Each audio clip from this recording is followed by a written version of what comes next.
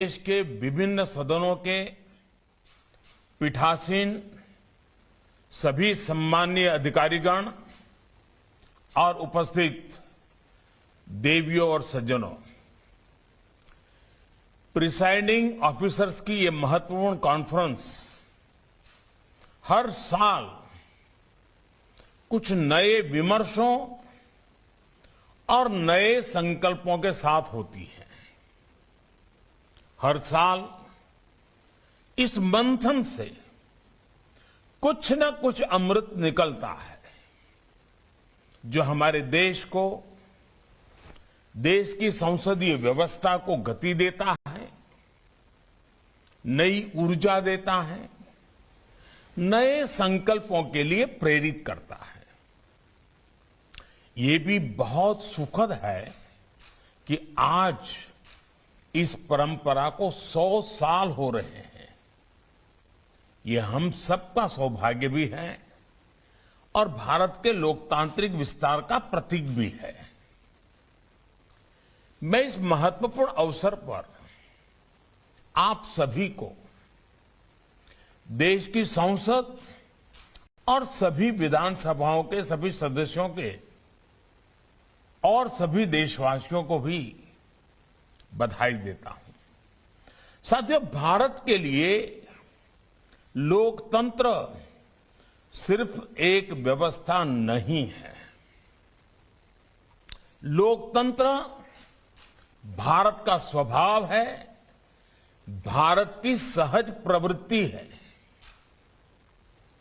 आपकी ये यात्रा इसलिए भी और विशेष हो गई है क्योंकि इस समय भारत अपनी आजादी के 75 साल का पर्व मना रहा है, अमृत महोत्सव मना रहा है।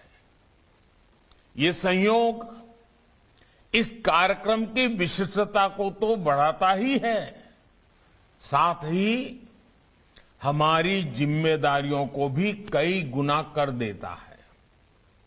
साथियों, हमें आने वाले वर्षों में देश को नई ऊंचाइयों पर लेकर जाना है। असाधारण लक्ष्य हासिल करने हैं। ये संकल्प सबके प्रयास से ही पूरे होंगे और लोकतंत्र में, भारत की संघीय व्यवस्था में जब हम सबका प्रयास की बात करते हैं तो सभी राज्यों की भूमिका उसका बड़ा आधार होती है। देश के बीते सालों में देश ने जो हासिल किया है उसमें राज्यों की सक्रिय भागीदारी ने बड़ी भूमिका निभाई है। चाहे पूर्वोत्तर की दशकों पूरी समस्याओं का समाधान हो, दशकों से अटकी लटकी विकास की तमाम बड़ी परियोजनाओं को पूरा करना हो, ऐसे कितने ही काम हैं जो देश ने बीते सालों में किए हैं, सबके प्रयास से किए हैं। अभी सबसे बड़ा उदाहरण हमारे सामने कोरोना का ही है। इतनी बड़ी लड़ाई देश ने सब राज्यों को साथ लेकर जिस एकजुटता से लड़ी, वो अपने आप में ऐतिहासिक है। आज भारत 110 करोड़ वैक्सीन डोज, ऐसा बड़ा आंकड़ा पार कर चुका है। जो कभी असंभव लगता था वो आज संभव हो रहा है। इसलिए हमारे सामने भविष्य के जो सपने हैं, जो अमृत संकल्प हैं, वो भी पूरे होंगे। देश और राज्यों के एकजुट प्रयासों से ही ये पूरे होने वाले हैं। ये समय अपनी सफलताओं को आगे बढ़ाने का है, जो रह गया है उसे पूरा करने का है और साथ ही एक नई सोच, नए विजन के साथ हमें भविष्य के लिए नए नियम और नीतियां भी बनानी है। हमारे सदन की परंपराओं और व्यवस्थाएं स्वभाव से भारतीय हो। हमारी नीतियां, हमारे कानून भारतीयता के भाव को, एक भारत श्रेष्ठ भारत के संकल्प को मजबूत करने वाले हो। और सबसे महत्वपूर्ण, सदन में हमारा खुद का भी आचार व्यवहार भारतीय मूल्यों के हिसाब से हो। ये हम सबकी जिम्मेदारी है। इस दिशा में हमें अभी भी बहुत कुछ करने के अवसर है। साथियों, हमारा देश विविधताओं से भरा है। अपनी हजारों वर्ष की विकास यात्रा में हम इस बात को अंगीकृत कर चुके हैं कि विविधता के बीच भी एकता की भव्य, एकता की दिव्य अखंड धारा बहती है। एकता की यही अखंड धारा हमारी विविधता को संजोती है, उसका संरक्षण भी करती है। आज के बदलते हुए इस समय में हमारे सदनों की विशेष जिम्मेदारी है कि देश की एकता और देश की अखंडता के संबंध में अगर एक भी भिन्न स्वर उठता है तो उससे सतर्क रहना है। विविधता को विरासत के रूप में गौरव मिलता रहे। हम अपनी विविधता का उत्सव मनाते रहें। हमारे सदनों से ये संदेश भी निरंतर जाते रहना चाहिए।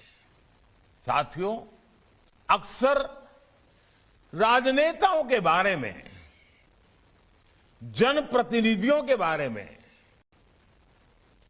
कुछ लोग ये छवि बना लेते हैं कि ये नेता है तो 24 घंटे राजनीतिक उठापटक में ही जुटे होंगे, किसी जोड़ तोड़ खींचतान में जुटे होंगे। लेकिन आप गौर करें तो हर राजनीतिक दल में ऐसे जनप्रतिनिधि होते हैं जो राजनीति से परे अपना समय, अपना जीवन समाज की सेवा में, समाज के लोगों के उत्थान में खपा देते हैं।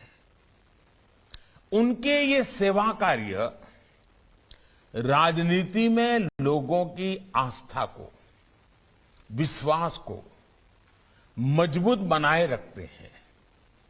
ऐसे जनप्रतिनिधियों को समर्पित मेरा एक सुझाव है। हम अपने सदनों में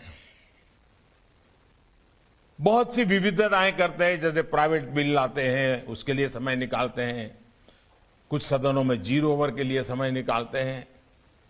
क्या साल में 3-4 दिन,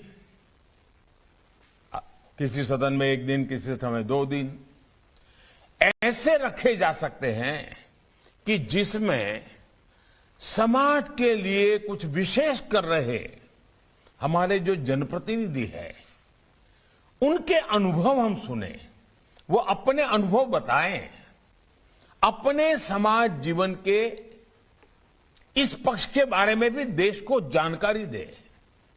आप देखिएगा, इससे दूसरे जनप्रतिनिधियों के साथ ही समाज के अन्य लोगों को भी कितना कुछ सीखने को मिलेगा।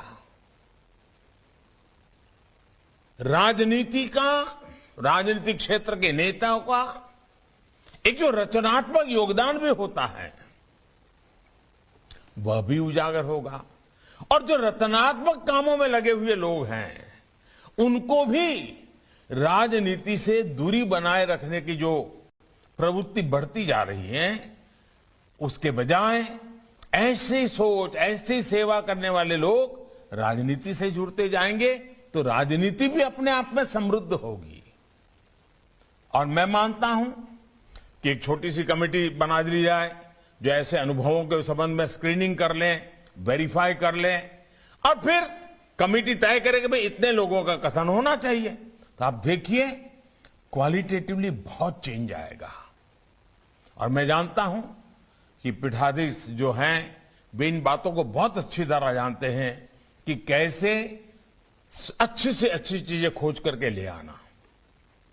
लेकिन मैं मानता हूं कि इस तरह के आयोजन से बाकी सदस्यों को राजनीति से भी ज्यादा, राजनीति से भी कुछ अलग, कुछ न कुछ करने की प्रेरणा मिलेगी, और साथ ही देश को भी इस तरह के प्रयासों के बारे में जानने का अवसर मिलेगा।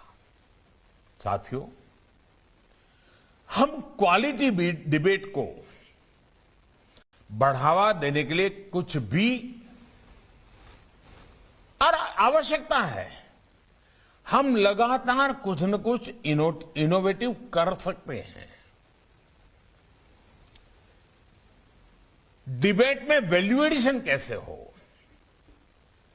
क्वालिटेटिवली डिबेट लगातार नए स्टैंडर्ड्स को कैसे प्राप्त करे, हम क्वालिटी डिबेट के लिए भी अलग से समय निर्धारित करने के बारे में सोच सकते हैं क्या? ऐसी डिबेट जिसमें मर्यादा का, गंभीरता का पूरी तरह से पालन हो, कोई राजनीतिक छीटाकशी ना हो, एक तरह से वो सदन का सबसे हेल्दी समय हो, हेल्दी डे हो। मैं रोज के लिए नहीं कह रहा हूं, कभी 2 घंटे, कभी आधा दिन, कभी 1 दिन। क्या हम इस तरह का कुछ प्रयास कर सकते हैं? Healthy day, healthy debate, quality debate, value addition करने वाली डिबेट,